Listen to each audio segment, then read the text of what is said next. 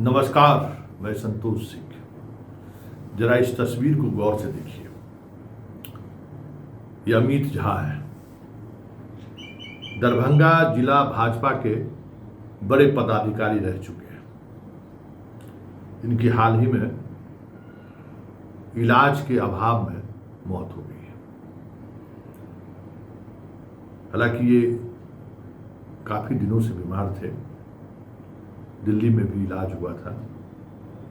दिल्ली से इलाज कराकर 2-3 महीना पहले ही दरभंगा लौटे।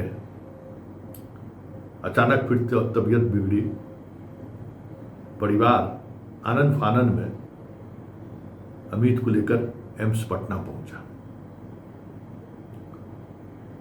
और अदद एक बेड के लिए स्ट्रेचर पर ही, एम्बुलेंस के स्ट्रेचर पर ही 8 घंटे तक तड़पता रहा। इलाज के अभाव में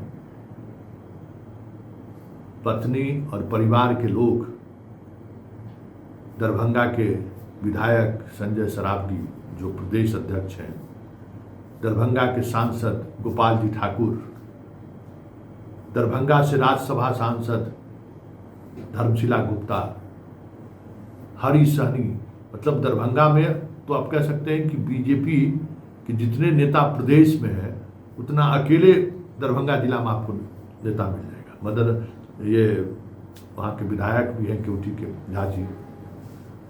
मतलब तमाम नेताओं को, मंत्री को, उसकी पत्नी और परिवार के लोग फोन करते रह गए कि एक बेड दिलवा दीजिए, अमित बहुत परेशान है, नहीं बच पाएगा।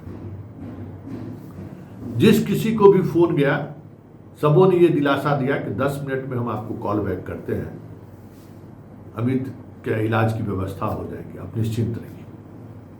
8 घंटे तक एम्स के पोर्टिको में अमित जिंदगी और मौत से जूझता रहा। पत्नी मोबाइल पर टकटकी लगाए हुए उन नेताओं का फोन का इंतजार करती रही जो नेता सुबह, दोपहर, शाम, रात फोन करते थकते नहीं थे। अमित कहाँ हो, अमित फलाना बूथ पर कार्यकर्ताओं की नाराजगी है, जरा उसको देख लो। अमित कहाँ हो, अरे आज मोदी जी की जन्मदिन है, आज हजारों कार्यकर्ताओं के साथ जन्मदिन मनाना है। अमित कहाँ हो, आज मंत्री आ रहे हैं, कार्यकर्ताओं को पहुंचना है, पहुंचिए। आज संगठन की बैठक है, आप कहाँ हो। ये तमाम फोन कॉल्स करने वाले नेता पत्नी टकटकी लगाए हुए देख रही थी कि किसी का फोन आ जाए और वो अपने हस्बैंड को बचा ले, लेकिन किसी का फोन नहीं आया और अंततः अमित इस दुनिया से चला गया, अदद एक बेड के लिए। एक ऐसी पार्टी जो कहती है कि दुनिया की हम सबसे बड़ी पार्टी है, एक ऐसी पार्टी जो कहती है कि कार्यकर्ता ही हमारा प्राण वायु है, कार्यकर्ता ही हमारी ताकत है। उस पार्टी में ऐसा नहीं है कि सिर्फ ये कार्यकर्ता वोटर है, कार्यकर्ता है, महामंत्री तक रह चुका है। उसकी मौत इलाज के अभाव में हो जाती। और देखिए, जब इसकी मौत की खबर वहां के सांसद, विधायक, मंत्री को लगता है तो इस तस्वीर को गौर से देखिए। आनंद फानन में सारे लोग मातम पुरसी के लिए उसके गांव पहुंच गए। ये तमाम चेहरे वही चेहरे हैं जिनको सिसक कर उसकी पत्नी ने फोन करके एक बेड के लिए अपील करता रहा कि एक बेड हमें दिला दीजिए, एक बेड दिला दीजिए। गोपाल जी ठाकुर, धर्मशिला गुप्ता, सारे नेता, जिन नेताओं को इसकी पत्नी ने फोन की, परिवार वाले ने फोन किया, आप देख लीजिए, वो सारे नेता जैसे ही इसके मृत्यु की खबर पाए, मिला उनको, भागे भागे वो उसके गांव पहुंचे। उस कार्यकर्ता का क्या महत्व रहा होगा पार्टी में।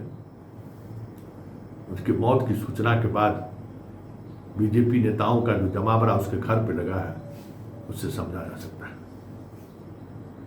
उस बीच में एक छोटा सा बच्चा जो हमारे इलाके में उत्तरी पहन कर कहा जाता है, मौत के बाद बच्चा जब जो आग देता है, जो बैठा हुआ उसका बेटा है,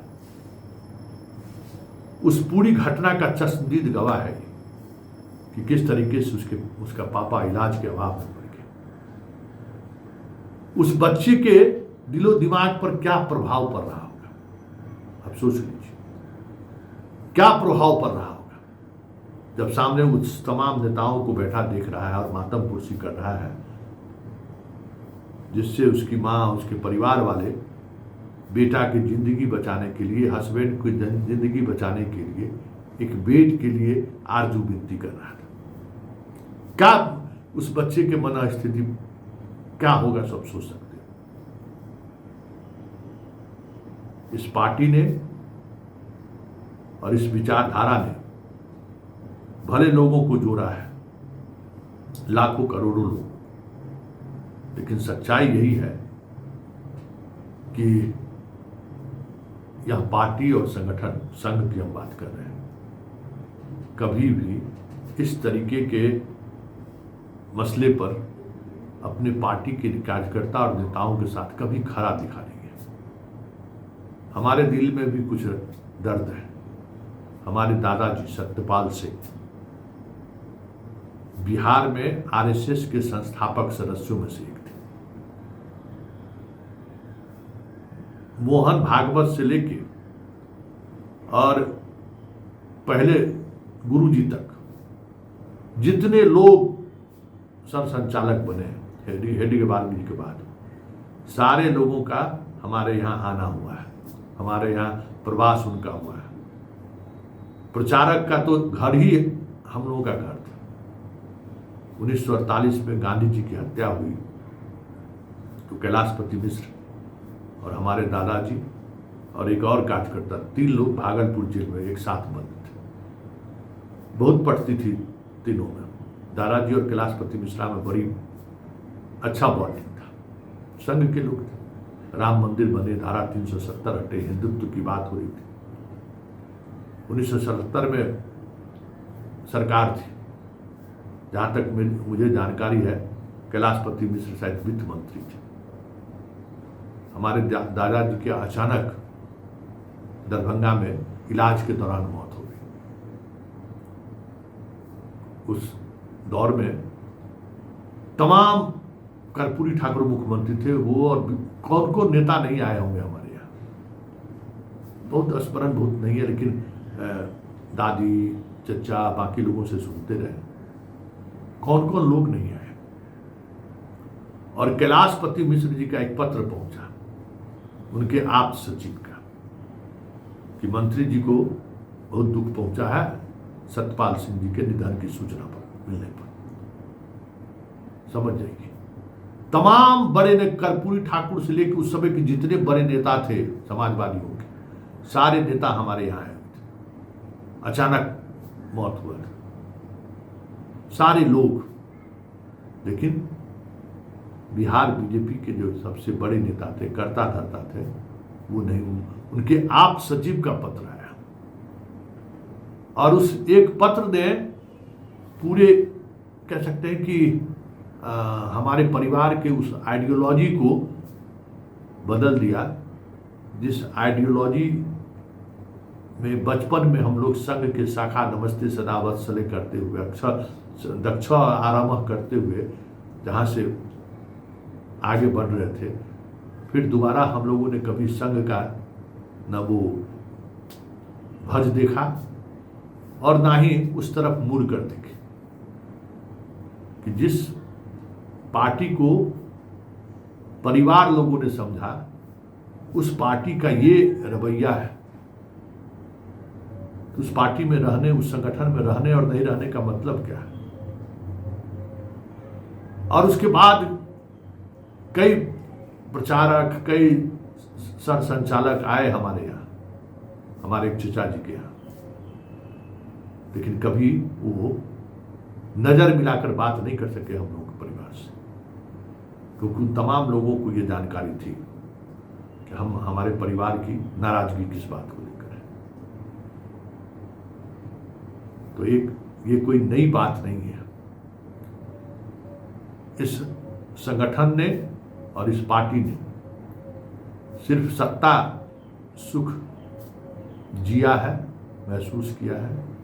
कहने को हम कार्यकर्ता को सम्मान देते हैं, नितिन नवीन को सम्मान देती है। अमित झा तो चला गया ना। अमित झा का क्या गुनाह था कि एक पार्टी का समर्पित कार्यकर्ता और इलाज के अभाव में मर गया। तो यही संघ और बीजेपी का चाल, चरित्र और चेहरा है।